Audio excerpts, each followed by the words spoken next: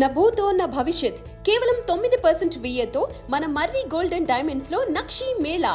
Marri gold and diamonds, KPHB metro station, Hyderabad. జనసేనాని Pawan Kalyan political journey ఇప్పుడు తెలుగు రాష్ట్రాల సరిహద్దులు దాటి ఇతర దక్షిణాది రాష్ట్రాలకు విస్తరిస్తోంది.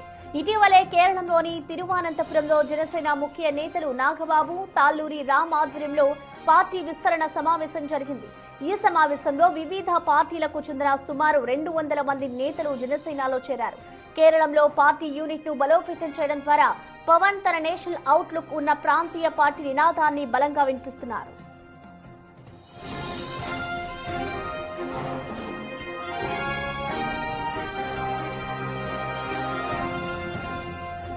కర్ణాటకలో ముఖ్యంగా బెంగళూరు, బళ్ళారి, కోలార్ వంటి తెలుగు ప్రజలు ఎక్కువగా ఉన్న ప్రాంతాలపై జనసేన కన్నేస్తుంది. గత ఎన్నికల్లోనే అక్కడ పవన్ పర్యటనలకు వచ్చిన స్పందన చూసి ఇప్పుడు అక్కడ వ్యవస్థాగతమైన నిర్మాణాన్ని ఏర్పాటు చేసే పనిలో పడ్డారు. ఏపీలో అధికారంలో ఉన్నప్పటికీ కేవలం ఒక రాష్ట్రానికే పరిమితం కాకుండా దక్షిణ భారతం మొత్తం తన గలం వినిపించడం ద్వారా కేంద్ర రాజకీయాల్లోనూ కీలక పాత్ర పోషించాలని పవన్ భావిస్తున్నారు.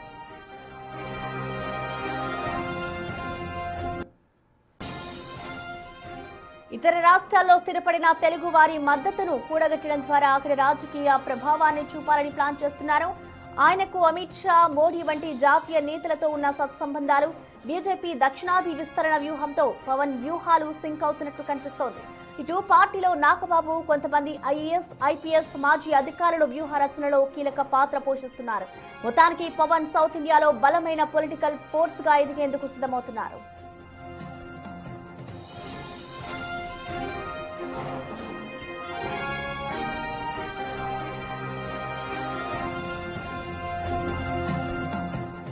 ఇటు జనసేనాని పవన్ కళ్యాణ్ పొలిటికల్ జర్నీ ఇప్పుడు తెలుగు రాష్ట్రాల సరిహద్దులు దాటి ఇతర దక్షిణాది రాష్ట్రాలకు విస్తరిస్తోంది.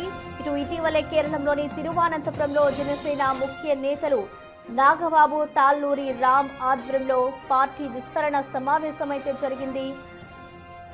ఈ సమావేశంలో వివిధ పార్టీలకు చెందిన సుమారు 200 మంది నేతలైతే హాజరయ్యారు. దీనికి సంబంధించిన మోర్ డీటెయిల్స్ ని మా ప్రతినిధి శివ అందిస్తారు. శివ, మనం చూస్తున్నాం ఇటు జనసేన నేత పవన్ కళ్యాణ్ అయితే ఇటు సౌత్ స్టేట్స్ పై ఎక్కువ ఫోకస్ చేసినట్టు తెలుస్తోంది. మరి దీన్ని రాజకీయ పరంగా ఎలా చూడాలంటారు? డీటెయిల్స్ ఏంటి?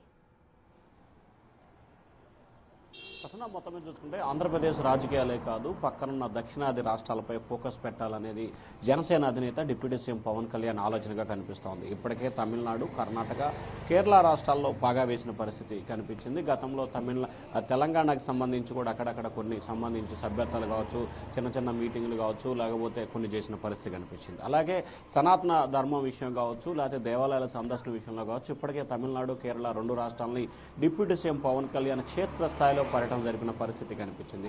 రానున్న రోజుల్లో దక్షిణాది రాష్ట్రాల్లో కీలకంగా ఎదగాలనేది డిప్యూటీ సీఎం ఆలోచనగా కనిపిస్తాం. దానిలో భాగంగా ఇటీవల కేరళ విషయానికి సంబంధించి కావచ్చు, కర్ణాటక విషయానికి సంబంధించి కావచ్చు, కొంతమంది కార్యకర్తలు, నేతలు, అభిమానులు, మాజీ ఎమ్మెల్యేలు జనసేనలో క్యూ కట్టిన పరిస్థితి కనిపిస్తుంది. ఇక ముఖ్యంగా కర్ణాటకతో పాటు తమిళనాడు, కేరళ రాష్ట్రాలు అంటే ఎన్నికలే ఒకే ఒక ఉద్దేశంతో కాకుండా సామాజిక ఆర్థిక వనరులతో పాటు అక్కడున్న నియోజకవర్గాల్లో కావచ్చు, గ్రామాల్లో కావచ్చు, రాష్ట్ర స్థాయిలో ఉన్న సమస్యల్ని ఫోకస్ చేయడంతో పాటు ప్రజా సమస్యల పరిష్కారం కోసం ఒక ఏజెండాతో ముందుకు కదలాలనేది డిప్యూటీ సీఎం ఆలోచనగా కనిపిస్తూ ఉంది.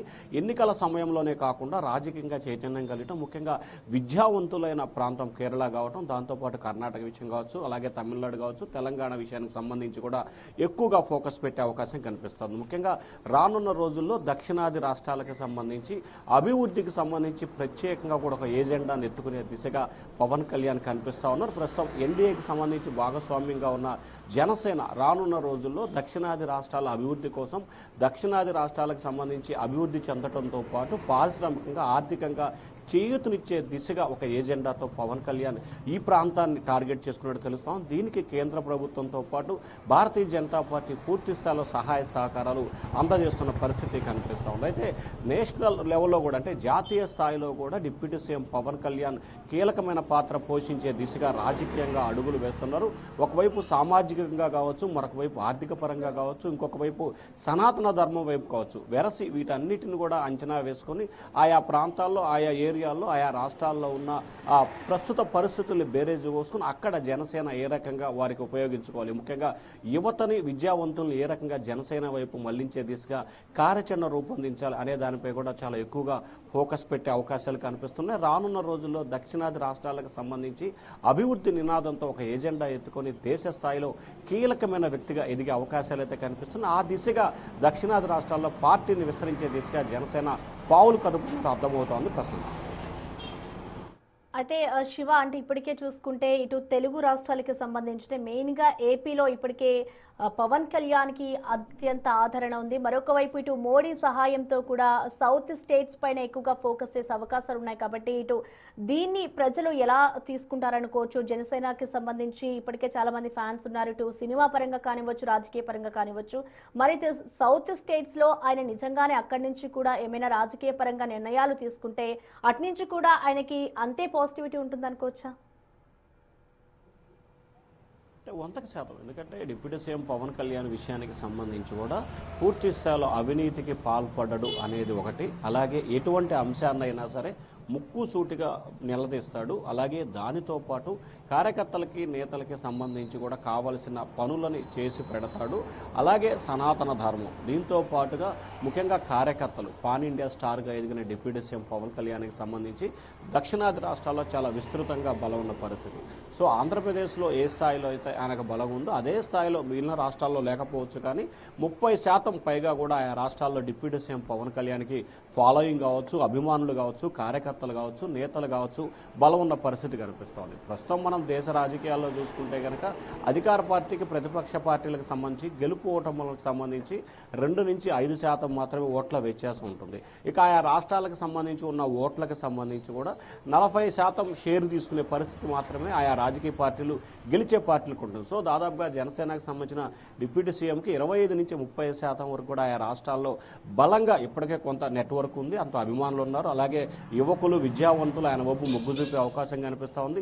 దశాబ్దాల కాలంగా కొన్ని రాష్ట్రాల్లో కాంగ్రెస్ కావచ్చు, కమ్యూనిస్టుల కబంధ హస్తాల నుంచి వెలికి తీసి అక్కడ సనాతన ధర్మం విషయం కావచ్చు, లేకపోతే వారికి ఉపాధి విషయంలో కావచ్చు, లేకపోతే అభివృద్ధి విషయంలో కావచ్చు ఒక రకమైన భరోసాని కల్పించి రానున్న రోజుల్లో ముఖ్యంగా తమిళనాడు, కర్ణాటక, కేరళ రాష్ట్రాలపై చాలా ఎక్కువగా ఫోకస్ పెట్టారు. వచ్చే 5 సంవత్సరాల్లో ఆ రాష్ట్రాల్లో భారీ స్థాయిలో పాగా వేసేందుకు పాటుగా కీలకమైన శక్తిగా ఎదిగేందుకు రాజకీయంగా కూడా అడుగులు వేస్తున్న పరిస్థితి కనిపిస్తూ ఉంది. ఆ దిశగా ఆయా రాష్ట్రాల నుంచి కూడా పవన్ కళ్యాణ్కి ఆదరణ లభించే అవకాశాలు అయితే ఎక్కువగానే కనిపిస్తూ ఉన్నాయి ప్రసన్న. అయితే శివ, ఇక్కడ ఇంకొక ప్రస్తావన కూడా వస్తుంది. అంటే ఇటు కేవలం ఆయన తీసుకున్న నిర్ణయం ఇటు ఆయన సొంత స్కెచ్చా, లేదంటే ఇటు జాతీయ నేతలే దీన్ని వెనుకుండి నడిపిస్తున్నారన్న మాటలు కూడా వినిపిస్తున్నాయి. అంటే ఎలా అర్థం చేసుకోవాలంటారు శివ? అంటే ఖచ్చితంగా భారతీయ జనతా పార్టీకి సంబంధించి కావచ్చు, లేకపోతే ఎన్డీఏ కూటమిలో భాగస్వామ్య పార్టీగా ఉన్న పరిస్థితి కనిపిస్తుంది.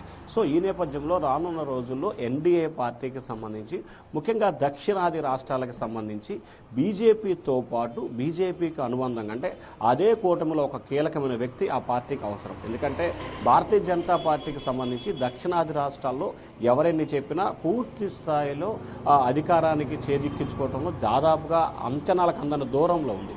సో ఈ నేపథ్యంలోనే భారతీయ జనతా పార్టీ దక్షిణాది రాష్ట్రాల్లో ఎదగటానికి కొంత ఇబ్బందికరంగా ఉన్న నేపథ్యంలో దక్షిణాది రాష్ట్రాల్లో చాలా ఎక్కువగా ఫాలోయింగ్ ఉండటంతో పాటు దక్షిణాది రాష్ట్రాలకు సంబంధించి విద్యావంతులని ఆకర్షించడంలో, అలాగే ఏదైతే మైనార్టీల విషయంలో కావచ్చు, లేకపోతే మిగిలిన విషయాలకు సంబంధించి కావచ్చు ఆకర్షించే విషయంలో డిప్యూటీ సీఎం చాలా ముందున్నారు.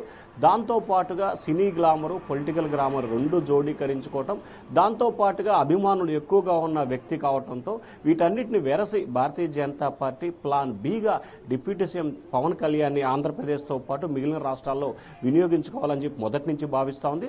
సో ఆ ఆలోచనలో భాగంగానే రానున్న రోజుల్లో మిగిలిన రాష్ట్రాల్లో డిప్యూటీ సీఎం పవన్ కళ్యాణ్ని తెర మీద పెట్టి ఖచ్చితంగా ఈ 5 రాష్ట్రాల్లో భారతీయ జనతా పార్టీ తన రాజకీయతను ప్రదర్శించే అవకాశం మెండుగా కనిపిస్తూ ఉంది. 100కి 100% పవన్ కళ్యాణ్ దక్షిణాది రాష్ట్రాలకు సంబంధించి పార్టీ కార్యకలాపాలు ఏర్పాటు చేసే విషయంలో కావచ్చు, లేకపోతే పార్టీని స్ట్రెంథెన్ చేసే విషయంలో కావచ్చు భారతీయ జనతా పార్టీ 100కు 100% పవన్ కళ్యాణ్ వెంట ఉన్ననేది మాత్రం స్పష్టంగా కనిపిస్తూ ఉంది. ఆ దిశగానే భారతీయ జనతా పార్టీ పవన్ కళ్యాణ్కి ఇండైరెక్ట్గా సహాయ సహకారాలు అందజేస్తూ ఉంది Prasanna. Okay, thank you Shiva.